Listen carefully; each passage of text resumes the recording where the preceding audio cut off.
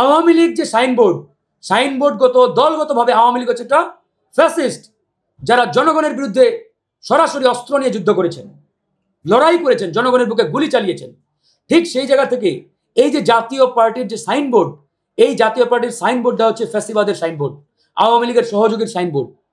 গতকাল জাতীয় মুনাফেক পার্টি, আমি জাতীয় পার্টি কখনোই তাদেরকে বলি না, জাতীয় মুনাফেক পার্টির কার্যালয়ের সামনে তাদের অবৈধ সমাবেশে আইনশৃঙ্খলা বাহিনী এক প্রকারের লন্ডভন্ড একটা অবস্থা করে দিয়েছেন। আমরা আইনশৃঙ্খলা বাহিনীকে ধন্যবাদ জানাই, কারণ তারা যে সমাবেশের আয়োজন করেছিল এটি সম্পূর্ণরূপে বেআইনি এবং কোনো ধরনের পুলিশি অনুমতি বা পুলিশকে না জানিয়ে তারা এই অবৈধ সমাবেশের আয়োজন করেছে।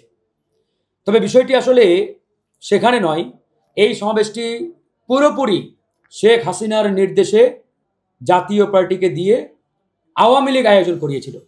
দিল্লি থেকে শেখ হাসিনা জিএম কাদেরকে ফোন করেছেন। ওয়ালটন এখন দেশের সীমানা পেরিয়ে পৌঁছে গিয়েছে 50টিরও বেশি দেশে। ওয়ালটন, ঘরে ঘরে বিশ্বজুড়ে। টেলিফোন করে তিনিই বলেছেন যাতে এরকম একটি সমাবেশ আয়োজন করা হয়, লোকবল সাপ্লাই দিবে ছাত্রলীগ, যুবলীগ এবং আওয়ামী লীগ। এই সমাবেশের মাধ্যমে তারা একটা অরাজক পরিস্থিতি তৈরি করার চেষ্টা করবে, বাংলাদেশকে বিপদে ফেলার জন্য তারা এরকম একটা আয়োজন গতকালকে করেছিলেন।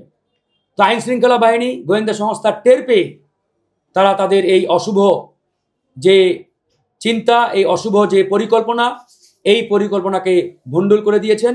এই জন্য আমরা গণ অধিকার পরিষদের পক্ষ থেকে আইন শৃঙ্খলা বাহিনীকে ধন্যবাদ জানাই। এখন কথা হচ্ছে, এই যে জাতীয় পার্টি, জাতীয় মুনাফেক পার্টি, যারা বিগত 15-16 বছর আওয়ামী লীগকে দানবীয় স্বৈরাচার হিসাবে গড়ে তোলার পিছনে প্রত্যক্ষ এবং পরোক্ষভাবে ভূমিকা রেখেছে, কাজ করেছে, এই দানব হয়ে ওঠার পিছনে সবচাইতে বড় অবদান জাতীয় পার্টির। সেই জায়গা থেকে এই গণঅভ্যুত্থান পরবর্তী সময়ে আওয়ামী লীগের অন্যতম সহযোগী দোসর রাজনীতির মাঠে রাজনীতি করার যে দুঃসাহস দেখাচ্ছে, এটাই তো রীতিমতো আমার কাছে হতবাক লাগছে। জাতীয় পার্টি কিভাবে এই দুঃসাহস দেখায় যে তারা রাজপথে নেমে আন্দোলন করবে, স্লোগান তুলবে। বিগত 15 বছর আওয়ামী লীগ আর শেখ হাসিনার আঁচল ধরে আওয়ামী লীগকে দানব বানিয়েছে, স্বৈরাচার বানিয়েছে, ফ্যাসিস্ট বানিয়েছে। আর এই গণঅভ্যুত্থান পরবর্তী সময়ে তারা এখন গণঅভ্যুত্থানের পক্ষের শক্তি সাজার চেষ্টা করছে। জিএম কাদের বলার চেষ্টা করছে যে আমরা তো আন্দোলনের পক্ষে ছিলাম। দেখেন, আওয়ামী লীগের বেশ কয়েকজন নেতা আন্দোলনের পক্ষে কিন্তু ওই সময় সোশ্যাল মিডিয়া সব জায়গায় বক্তব্য রেখেছেন। তার মানে কি এটা মিন করে যে আওয়ামী লীগ আন্দোলনের পক্ষের শক্তি? আওয়ামী লীগ যে সাইনবোর্ডগত দলগতভাবে আওয়ামী লীগ হচ্ছে একটা ফ্যাসিস্ট, যারা জনগণের বিরুদ্ধে সরাসরি অস্ত্র নিয়ে যুদ্ধ করেছেন, লড়াই করেছেন, জনগণের বুকে গুলি চালিয়েছেন।